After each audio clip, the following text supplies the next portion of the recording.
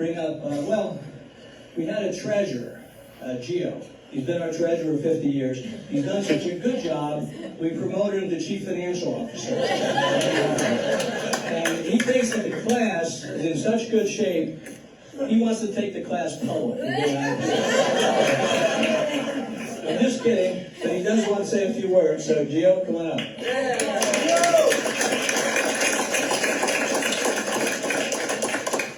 For years, Louis Cardone accused me of embezzling the class funds.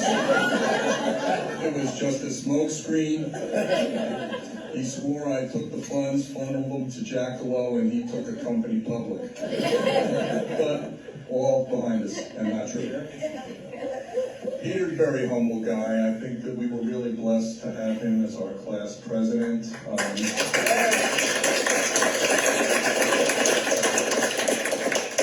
He also has had a very interesting life, but I can't tell you about it the way he can. So look him up and get him talking. He's done a lot of really cool things. But I asked for the mic for one reason. It's absolutely no secret that this class was blessed to be in the same place at the same time with the same educators with a level of passion that I'm convinced my kids never experienced in school. The role models that we had and everything that they put into their jobs, it didn't seem like they were working. It seemed like it was truly out of love, and we all, I believe, benefited greatly from that. I look back and, I was never an athlete. I quit football to edit a yearbook, and I decided it was much more fun to hang out in the art room with Pat Carson and the lovely women who were on the yearbook staff,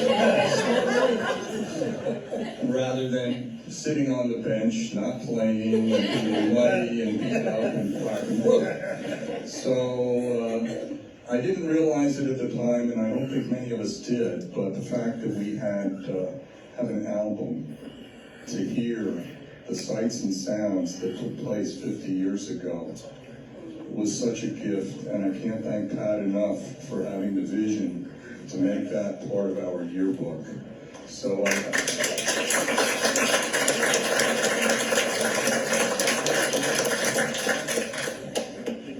and of course, I'm going to say one word, and then I want you all to respond by identifying who this word refers to.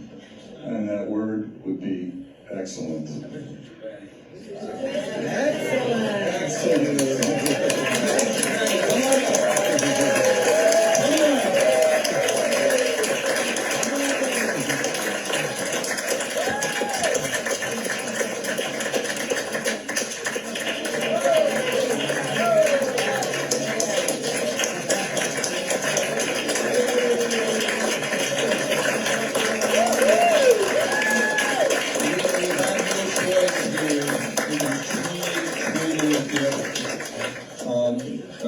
Personally, to me, Mr. Trapani was a very important component of my life, and I expect he was a very important component of most everyone else's life.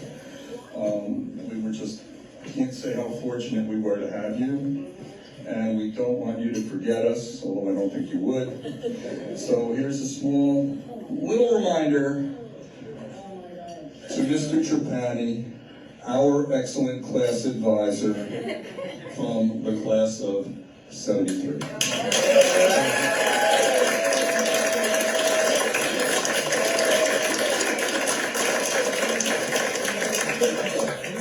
This is your class, and this is your mic. I did not expect to be called up here, but this is unbelievable to see you all here. I mean, I think we all ask ourselves the same question: where have all the years gone? It's 50 years, but we're back. We're back. I think we owe it to us to give each other a big round of applause. We're back.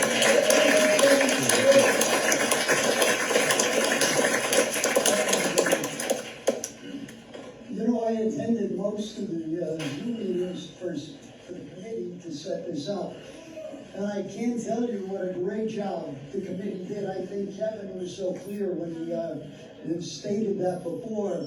And Peter, he remembered back those days when he was class president talking to all of you, and you were sitting in the bleachers in the gym, and he was down below and I was standing next to him, and he always said to me, they're not listening. They're not listening.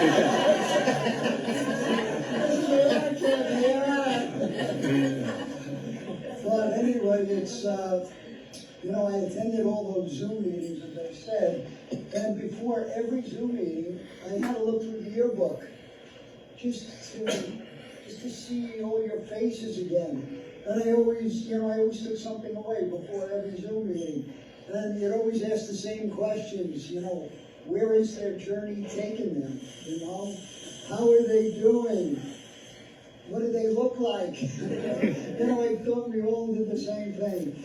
And it's just was so nostalgic to me to go back over that. But then when I think of reflecting back, what brings us all together? And I think Peter and Kevin said it the best when they said, number one, it's Emerson.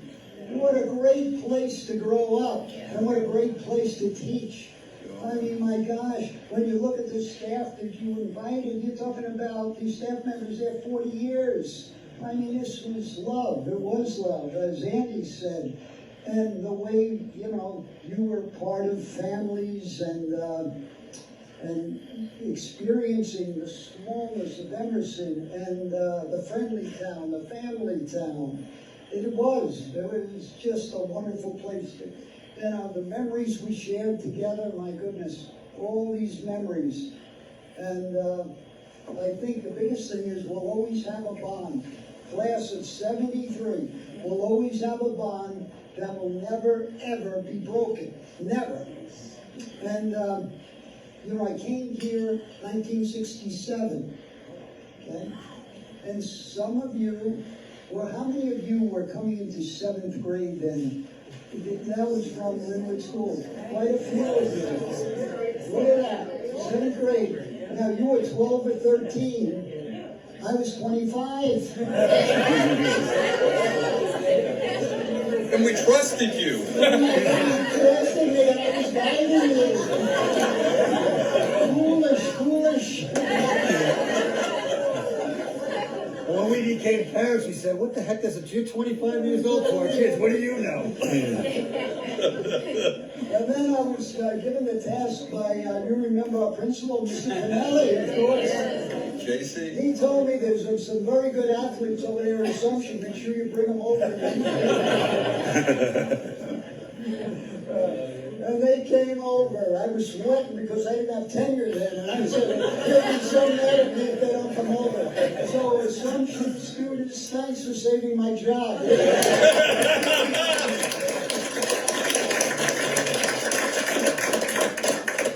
And they helped us make us the best class possible. And you guys all left in 73, 1973, of course. I stayed 34 more years. I stayed 34. But I will honestly say, the class of 1973, my favorite class of all time, and I mean it from the bottom of my heart. I swear I mean that.